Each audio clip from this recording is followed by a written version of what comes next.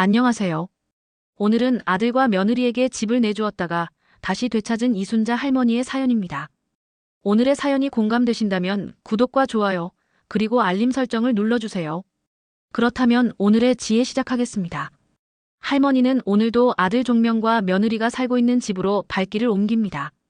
그곳은 평생의 땀과 눈물로 일군 다가구 주택의 주인집, 한때는 자신이 살던 40평 넓은 집입니다. 손에는 작은 선물 꾸러미를 들고 아들에게 좋아하는 간식을 전해주려는 마음에 발걸음이 가벼웠습니다. 현관 앞에 서서 인터폰을 누른 할머니는 아들 종명의 목소리를 기대하며 말했다. 종명아, 문 좀 열어라. 엄마야. 그러나 돌아온 것은 며느리의 차가운 음성이었습니다. 어머님, 지금은 좀 곤란해요. 바쁘거든요. 다음에 오세요. 그 말에 잠시 할 말을 잃은 할머니는 황망히 서 있었습니다.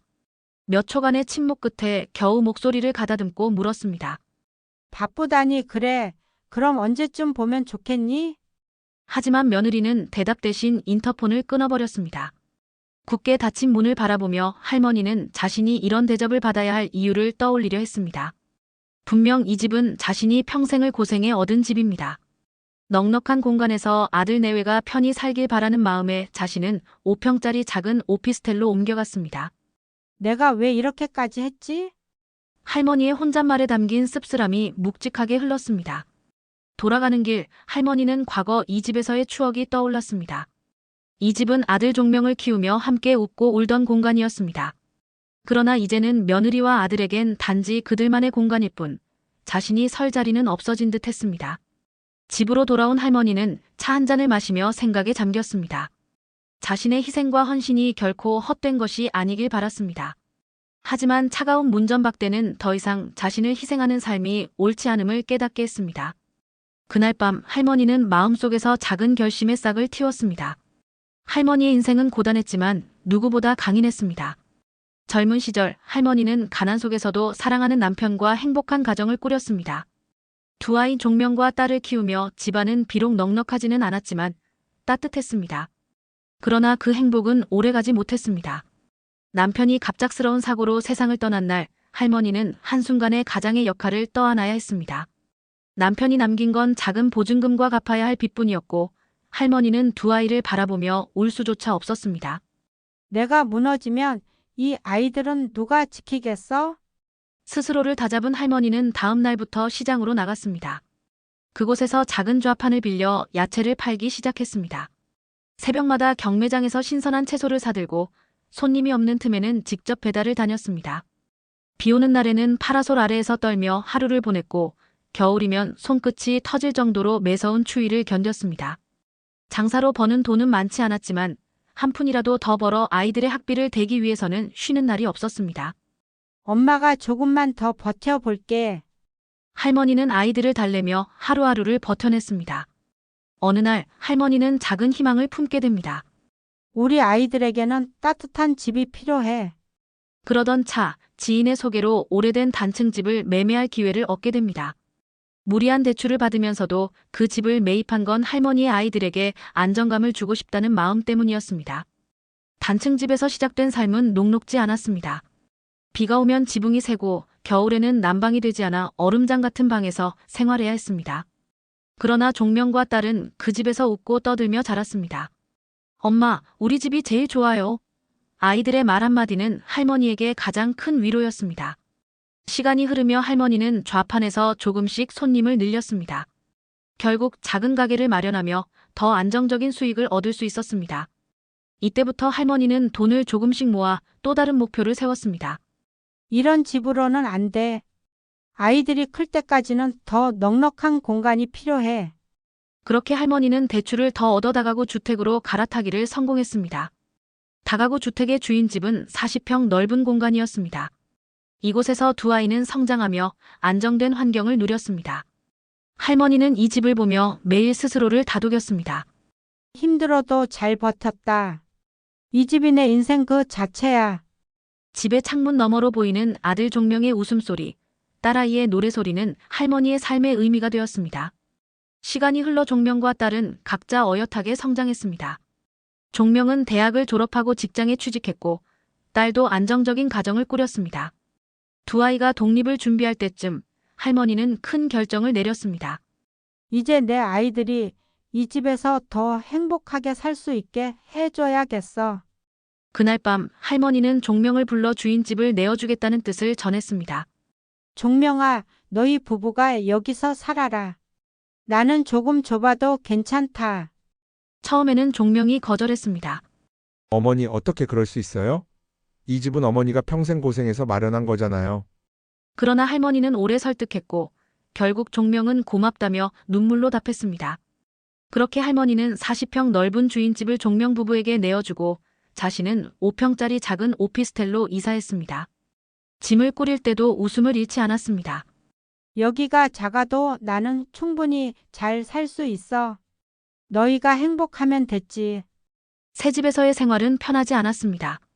좁은 공간에서 혼자 지내는 시간이 늘어나 외로움이 몰려왔습니다. 그러나 할머니는 자신을 다독였습니다. 내가 이 집을 마련한 건 아이들의 행복을 위해서야. 그걸로 충분해. 하지만 시간이 지나며 자식들이 예전만큼 자신을 찾지 않는다는 걸 느끼게 됩니다. 자주 오겠다던 종명은 바쁘다는 핑계로 발길을 끊었고 딸도 찾아오는 일이 점점 드물어졌습니다. 이따금 외로움을 달래기 위해 오피스텔 창밖을 내다보며 과거의 풍경을 떠올리는 날들이 이어졌습니다. 할머니는 자신의 선택에 대해 후회하지 않으려 노력했습니다. 하지만 점점 자식들에게서 느껴지는 차가운 태도는 마음을 아프게 했습니다. 내가 이 집을 위해 얼마나 고생했는지 그들은 알기나 할까? 그러던 어느 날 우연히 예전 집 근처에서 종명과 며느리가 다정하게 처가 식구들과 시간을 보내는 모습을 보게 됩니다. 그 순간 할머니는 모든 것을 잃은 듯한 기분에 사로잡혔습니다. 내가 이 집을 너희에게 물려주지 않았다면 이리 멀어진 일도 없었겠지. 이제 할머니는 다시 자신의 삶을 지키기 위한 결단의 순간에 서 있습니다. 자신이 평생을 바쳐 만든 재산을 다시 자신의 손으로 되찾을지 아니면 그저 받아들일지 깊은 고민 속에서 새로운 선택을 준비합니다. 집을 물려준 뒤 할머니는 처음에는 종명과 며느리가 행복하게 사는 모습을 보며 안도했습니다. 이제야 애들이 제대로 자리 잡았구나라는 생각에 뿌듯한 마음이 컸습니다. 하지만 시간이 지나면서 점차 이상한 기류가 느껴졌습니다. 평소 자주 전화를 걸어오던 종명이 어느 순간부터 뜸해졌습니다. 엄마 요즘 일이 너무 바빠요. 나중에 연락할게요. 라는 말만 남기고 전화를 급히 끊는 일이 잦아졌습니다. 처음에는 종명도 며느리도 바쁜 일상 때문이겠거니 이해하려 했습니다. 결혼하면 서로 바쁘지. 내가 먼저 연락을 해야지. 그렇게 할머니는 먼저 안부를 물으며 연락을 이어갔습니다. 그러나 종명은 짧은 대답으로만 일관했고 며느리는 아예 전화를 받지 않는 날이 많았습니다. 이제는 그들의 집에 가보는 것이 유일한 소통 방법이 되었습니다. 하지만 종명의 집에 갈 때마다 문전박대나 어색한 핑계로 발걸음을 돌려야 하는 일이 반복됐습니다. 어머님, 갑자기 오시면 곤란해요. 다음에 미리 말씀해 주세요. 며느리의 차가운 태도에 할머니는 실망을 감추지 못했지만 애써 그래. 요즘 젊은 사람들은 바쁘다니까라며 자신을 위로했습니다. 시간이 지나며 할머니는 서서히 마음속 불편함이 커져갔습니다.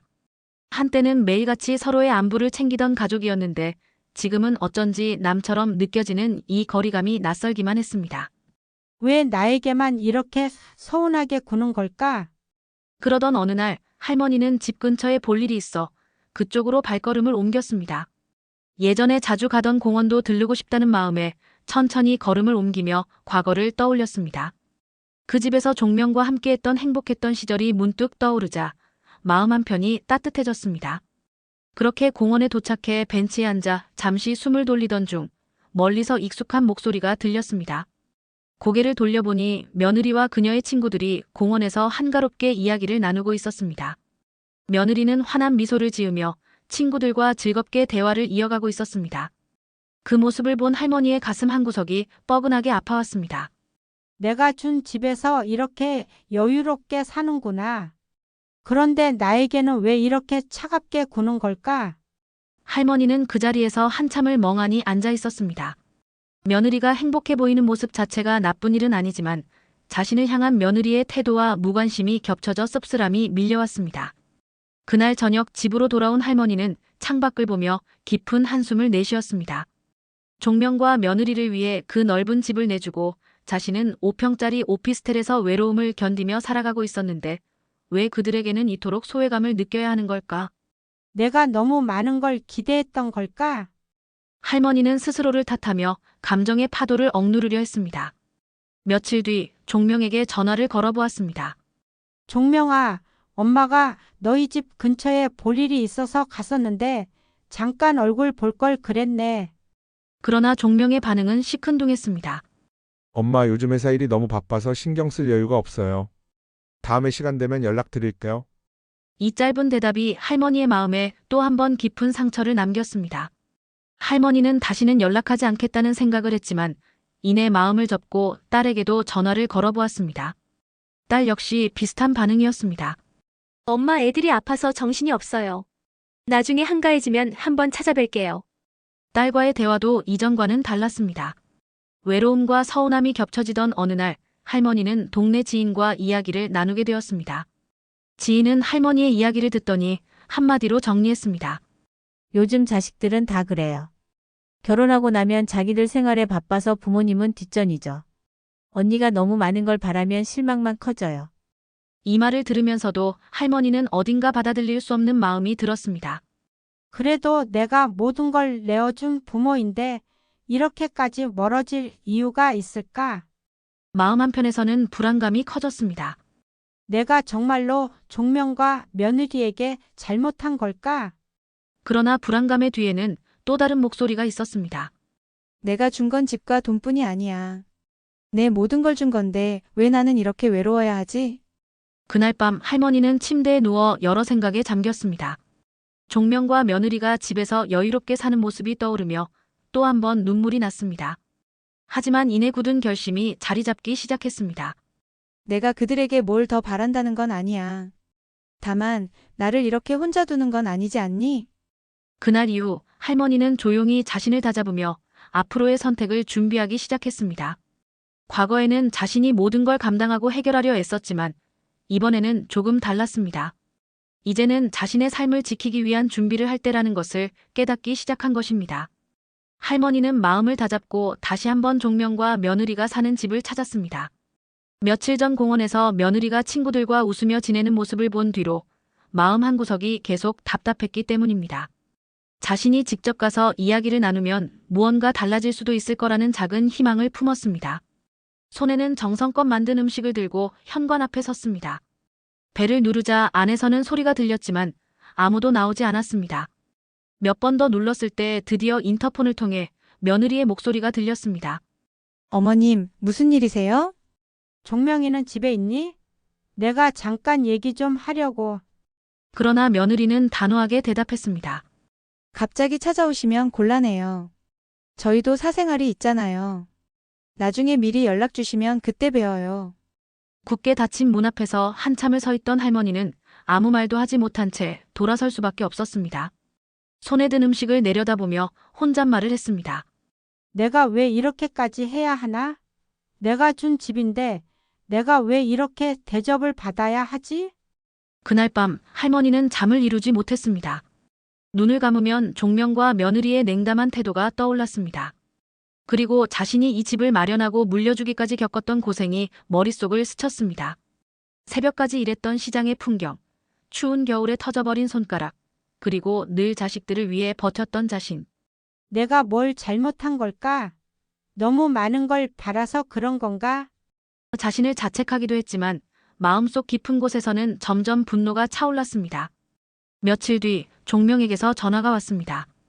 오랜만에 먼저 걸려온 전화에 반가운 마음이 들었지만 그의 첫 마디는 할머니를 얼어붙게 만들었습니다. 엄마, 이번에 명의를 제 이름으로 바꾸는 게 좋을 것 같아요. 뭐라고? 갑자기 그게 무슨 소리니? 종명은 거침없이 이어갔습니다.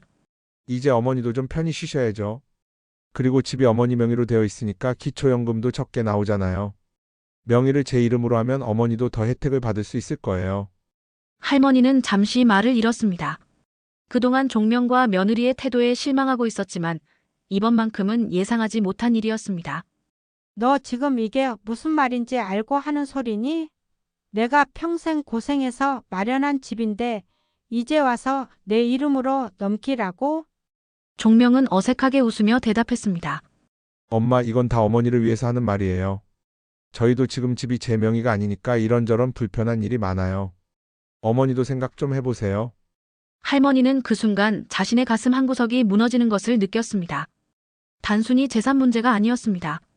그 말 한마디에서 느껴지는 것은 아들이 자신을 진심으로 걱정하기보다 편리함과 이익을 위해 움직이고 있다는 사실이었습니다. 전화를 끊은 뒤 할머니는 깊은 한숨을 내쉬며 의자에 주저앉았습니다. 종명과의 대화가 반복해서 머릿속에 떠올랐습니다. 내가 어머니를 위해서 하는 말이에요라는 말은 결국 자신을 위해서라는 뜻으로 들렸습니다. 할머니는 더 이상 참고만 있을 수 없다는 생각이 들었습니다. 내가 이 아이를 잘못 키운 건가? 아니면 내가 너무 물려터진 건가? 지난 세월 자식들에게 모든 것을 내어주며 살았던 시간이 후회로 다가오기 시작했습니다. 며칠 뒤 동네 친구와 이야기를 나누던 할머니는 자신의 상황을 조심스럽게 털어놨습니다. 친구는 단호한 어조로 말했습니다. 언니, 절대 명예 넘겨주지 마. 나도 아들한테 똑같이 했다가 지금 아주 후회하고 있어. 집 준 뒤로 전화 한 통 없고 내 생일에도 얼굴 한 번 안 비춘다니까. 주고 나면 아무것도 안 남아. 그 말을 들은 할머니는 고개를 끄덕였습니다. 그렇지. 내가 준다고 달라질 게 없지. 주면 더 멀어질 수도 있겠구나. 친구의 조언은 명확했고 할머니는 그 말이 자신에게 꼭 필요한 충고라는 생각이 들었습니다. 그날 밤 할머니는 오랜만에 예전에 살던 집의 사진을 꺼내 들었습니다. 종명이 어릴 적 웃으며 찍은 사진, 가족들이 함께 저녁을 먹던 풍경. 이 집은 내 인생 그 자체야. 그런데 내가 이걸 포기한다고? 이제는 안 돼. 할머니는 처음으로 스스로를 위해 이 집을 지키겠다고 결심했습니다. 다음 날 종명이 다시 전화를 걸어왔습니다. 엄마, 생각해 보셨어요? 저희도 편하게 지내려면 명의를 빨리 바꿔야 할 것 같아요. 하지만 이번에는 할머니의 대답이 단호했습니다. 아니, 안 된다. 이 집은 내 이름으로 남길 거야. 내가 날 위해 뭘 했는지 생각해보고 3개월 후에 다시 얘기하자. 종명은 순간 말을 잇지 못했습니다. 그동안 한 번도 들어보지 못한 어머니의 단호한 태도에 놀란 듯 했습니다. 그 통화를 끝으로 할머니는 결심을 굳혔습니다. 더 이상 자식들에게 휘둘리지 않고 자신의 삶을 지키기 위한 계획을 세우기 시작했습니다. 할머니는 결심했습니다. 더 이상 자신을 희생하고 자식에게 휘둘리는 삶을 살 수는 없었습니다. 내가 내 인생을 이렇게 끝낼 순 없지. 몇 날 며칠을 고민하고 마음속에서 수없이 다툰 끝에 내린 결론이었습니다. 그날 아침 할머니는 일찍 일어나 짐을 정리하고 동네 지인에게 도움을 요청했습니다. 지인은 할머니의 상황을 듣고는 단호히 말했습니다. 언니, 이번엔 언니 자신을 위해 행동해야 해. 내가 도울 테니까 마음 굳게 먹어. 그렇게 할머니와 지인은 행동에 돌입했습니다. 할머니는 먼저 도어락 전문업체에 전화를 걸어 집으로 불렀습니다. 기사님이 현관문을 열고 비밀번호를 교체하는 동안 할머니는 거실 한쪽에 놓인 가구와 소지품들을 바라보며 한숨을 내쉬었습니다. 이 짐들 내가 다 치워야지. 지인은 주방으로 가 냉장고 문을 열었지만 안은 거의 비어 있었습니다. 이 집 이렇게 살면서도 나한테는 용돈 한 번 제대로 안 주더니. 할머니는 한동안 말이 없었지만 이내 침묵을 깨며 짐을 하나씩 분류하기 시작했습니다. 옷은 여기에, 책은 저쪽에, 먹을 건 따로 챙기고. 짐은 종류별로 깔끔하게 정리되어 복도로 옮겨졌습니다. 짐을 옮기는 내내 할머니는 서글픈 마음을 누르려 애썼습니다. 여기서 웃고 떠들던 애들이 이렇게 변할 줄이야. 하지만 곧 생각을 다잡았습니다. 이제는 내 삶을 지킬 때야. 지인의 도움으로 모든 짐이 복도로 나가고 주인 집안은 정리가 끝났습니다. 모든 준비가 끝난 뒤 할머니는 오랜만에 집안에서 차 한 잔을 마셨습니다. 집은 비어 있었지만 예전의 기억들이 떠오르며 묘한 감정이 밀려왔습니다. 창밖으로 보이는 익숙한 풍경은 여전히 아름다웠습니다. 이 집은 내 인생의 전부였지. 내가 다시 이곳에 돌아오길 잘했어. 그날 저녁 예상대로 며느리에게서 전화가 왔습니다. 잠시 심호흡을 하고 전화를 받았습니다. 어머님, 지금 뭐 하시는 거예요? 갑자기 비밀번호를 바꾸시고 짐을 복도로 빼놓으면 어떡해요? 며느리의 목소리에는 분노가 가득했습니다. 그러나 할머니는 차분히 대답했습니다. 이 집은 내 집이야. 내 명의로 된 집에서 내가 뭘 하든 내 마음 아니니? 하지만 이건 너무하시잖아요. 저희가 당장 어디로 가라는 거예요? 할머니는 며느리의 항의에도 흔들리지 않았습니다. 내가 당장 잘 곳이 없을 때 너희는 나한테 뭐라고 했니? 찜질방에 가라고 하지 않았니? 그땐 내가 참았지만 이제는 다르다. 며느리는 한참을 더 따지고 들었지만 할머니는 단호한 태도로 일관했습니다. 더 이상 내 마음을 바꿀 생각은 없다. 앞으로는 내가 내 힘으로 살아가길 바란다. 며느리가 전화를 끊은 뒤 곧 아들 종명에게서도 전화가 왔습니다. 엄마, 왜 이렇게까지 하시는 거예요? 우리가 잘못한 게 있다면 말이라도 해주시지. 할머니는 웃음 섞인 한숨을 내쉬며 대답했습니다. 종명아, 너는 내가 뭘 잘못했는지 정말 모르는 거니? 내가 준 집에서 내가 얼마나 나를 외면했는지 한번 생각해봐. 종명은 잠시 말이 없었지만 곧 목소리를 높였습니다. 그렇다고 이렇게 갑자기 우리를 내쫓으시면 어떡해요? 저희는 갈 곳도 없어요. 3개월의 시간을 줬잖니?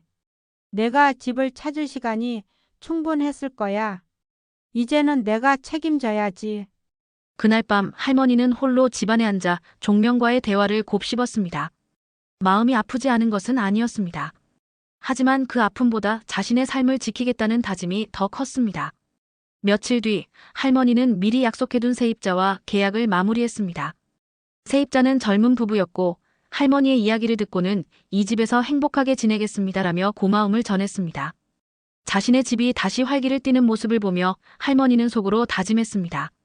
이제는 내 삶을 내가 지킬 거야. 자식에게 기대지 않고 내 힘으로 행복하게 살 거야. 할머니는 오랜만에 깊고 평온한 잠에 들었습니다. 그녀의 선택은 쉽지 않았지만 그만큼 의미 있는 첫걸음이었습니다. 며칠 후 할머니와 종명은 결국 마주 앉았습니다. 집을 나가야 한다는 말에 반발하며 종명이 직접 만나 이야기를 하겠다고 했기 때문입니다. 한때는 어머니와 가장 친했던 아들, 하지만 지금은 깊은 골이 생긴 관계. 할머니는 무거운 마음으로 자리에 앉았습니다. 종명은 대화를 시작하자마자 분노를 쏟아냈습니다. 어머니, 정말 너무하신 거 아니에요? 저희 보고 어디서 살라는 거예요? 이렇게 갑작스럽게 나가라고 하시면 저희는 당장 갈 곳이 없어요. 그의 목소리는 억울함으로 가득 차 있었지만 할머니는 담담하게 대답했습니다. 너는 내가 5평짜리 좁은 오피스텔에서 어떻게 살았는지 생각이나 해봤니? 내가 사는 40평은 내 평생의 땀이야. 종명은 잠시 말문이 막혔습니다. 어머니의 단호한 태도와 자신을 향한 지적이 낯설었습니다. 그렇다고 이렇게까지 하실 필요가 있었어요? 우리가 무슨 잘못을 그렇게 크게 했다고요? 할머니는 천천히 눈길을 들어 아들의 얼굴을 바라봤습니다. 너는 정말 내가 뭘 잘못했는지 모르는 거니? 내가 이 집을 내게 내줬을 때 내가 약속했던 것들을 기억 못 하겠니? 종명은 당황하며 변명했습니다. 어머니, 저희도 바쁘다 보니 그랬던 거지 일부러 어머니를 외면하려던 건 아니었어요. 저희도 사정이 있었잖아요. 할머니는 조용히 고개를 저었습니다. 사정이라. 너희가 말하던 사정 속에 내가 들어갈 자리가 있었니? 내가 너희에게 집을 내어줬을 때 최소한 내가 사랑받고 있다고 느끼게 해줄 수는 있었잖니. 종명은 더 이상 할 말을 찾지 못한 듯 잠시 침묵했습니다. 그러나 곧 목소리를 높이며 다시 말했습니다. 그래도 저희가 힘들게 사는 건 이해 못하세요? 어머니는 그래도 혼자 사셨잖아요. 할머니의 목소리가 떨렸지만 단호함을 잃지 않았습니다. 혼자 사는 게 쉬웠겠니? 너희는 그 넓은 집에서 편히 살았지만 나는 5평짜리에서 외로움과 싸우며 하루하루를 버텼다. 너희는 한 번이라도 나를 챙기려는 노력을 했니? 아들의 얼굴은 점점 더 굳어졌고 그는 마지못해 시선을 피했습니다. 어머니, 그렇게까지 말씀하시니 제가 뭐라고 할 수 있겠어요. 하지만 이렇게 나가라고 하시면 저희는 정말 막막해요. 할머니는 깊은 한숨을 내쉬며 말을 이었습니다. 종명아, 나는 내가 잘 되길 바랐고 그래서 내 모든 걸 내줬다. 하지만 지금은 내가 나 자신을 지킬 때야. 내가 이 상황을 받아들이고 책임지는 어른이 되길 바란다. 종명은 더 이상 반박하지 못했습니다. 어머니의 눈에는 결심이 서려 있었고 그 결심을 꺾을 수 없음을 깨달았습니다. 알겠어요. 더는 어머니께 기대하지 않을게요. 하지만 나중에 이 선택을 후회하지 마세요. 종명이 자리에서 일어나 떠나려 할 때 할머니는 조용히 한마디를 던졌습니다. 종명아, 내가 너를 위해 모든 걸 내줬지만 이제는 내 자신을 지킬 거야. 그걸 후회하는 건 내가 아니라 내가 될지도 몰라. 아들은 문을 닫으며 마지막으로 한번 어머니를 돌아봤지만 할머니는 더 이상 그의 눈을 마주치지 않았습니다. 그날 밤 할머니는 텅 빈 집에서 혼자 차를 마시며 눈물을 삼켰습니다. 하지만 그 눈물은 슬픔만이 아니었습니다. 자식에게 더 이상 기대하지 않겠다는 다짐과 오롯이 자신을 위한 삶을 시작하겠다는 결심이 함께 섞인 눈물이었습니다. 할머니는 세입자들과의 계약을 마치고 오랜만에 편안한 숨을 내쉴 수 있었습니다. 40평 주인집에서 나오는 월세와 더불어 아래층 세입자들로부터 나오는 월세까지 이제는 모두 자신의 계좌로 직접 들어오고 있었습니다. 과거에는 아들의 요청으로 통장과 관리를 맡겼었지만 이제는 모든 것을 자신이 되찾았습니다. 이제야 내가 진짜 내 삶을 되찾았구나. 할머니는 작은 미소를 지으며 통장 잔고를 확인했습니다.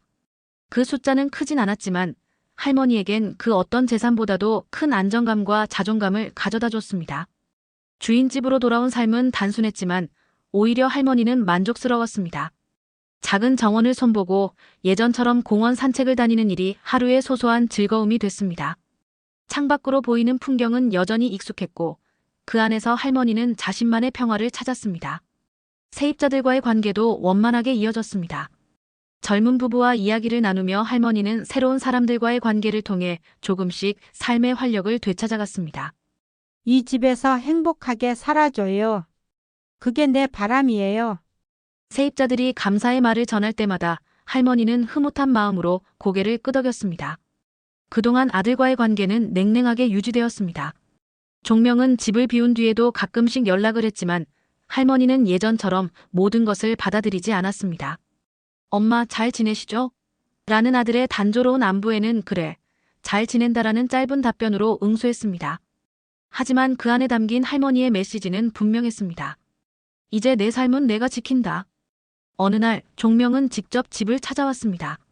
어머니의 단호한 태도와 달라진 모습에 당황한 듯 보였습니다. 엄마, 그래도 저희가 너무 힘들어서 조금만 더 도와주시면 안 될까요? 할머니는 아들의 눈을 바라보며 조용히 대답했습니다. 종명아, 이제는 내가 내 삶을 책임져야 해. 내가 너를 위해 모든 걸 내줬지만 그 결과가 이거라면 더 이상은 못하겠다. 나 자신을 지키는 것도 어머니로서의 역할이란 걸 이제야 깨달았어. 종명은 잠시 말을 잃었지만 할머니의 결심이 흔들리지 않음을 알고 고개를 끄덕였습니다. 알겠어요. 엄마, 그래도 건강하시길 바랄게요. 그날 이후 종명은 더 이상 할머니를 설득하려 하지 않았습니다. 대신 가끔씩 안부 전화를 걸거나 명절에 얼굴을 비추는 것으로 관계를 이어갔습니다. 할머니는 그런 아들을 보며 혼자 중얼거렸습니다. 내가 더 이상 자식을 위해 모든 걸 내놓을 순 없지만 그래도 내가 널 사랑하지 않는 건 아니야. 그냥 이게 우리가 지금 할 수 있는 최선이겠지. 시간이 지나며 할머니는 자신을 더 잘 돌보는 삶을 선택했습니다. 매달 들어오는 월세는 넉넉하지는 않았지만 생활비와 병원비를 충당하기에 충분했습니다. 오랜만에 새로운 취미를 찾기 위해 공방을 다니기 시작했고 다른 이웃들과 소소한 대화를 나누며 웃을 일이 늘어났습니다. 내 인생의 마지막은 내가 지킬 거야. 이 집이 나를 위해 존재하는 것처럼 나도 이 집을 위해 끝까지 살아갈 거야. 할머니는 창가에 앉아 커피를 마시며 조용히 중얼거렸습니다. 후회는 없었습니다. 아들과의 관계가 완전히 회복되지는 않았지만 이제는 자신의 선택에 만족하며 삶을 꾸려가고 있었습니다. 내가 그들에게 모든 걸 내주고 후회하며 사는 것보다는 내 자신을 지키며 사는 게 낫지. 할머니의 결단은 쉽지 않았지만 그녀의 삶을 더 단단하게 만들었습니다.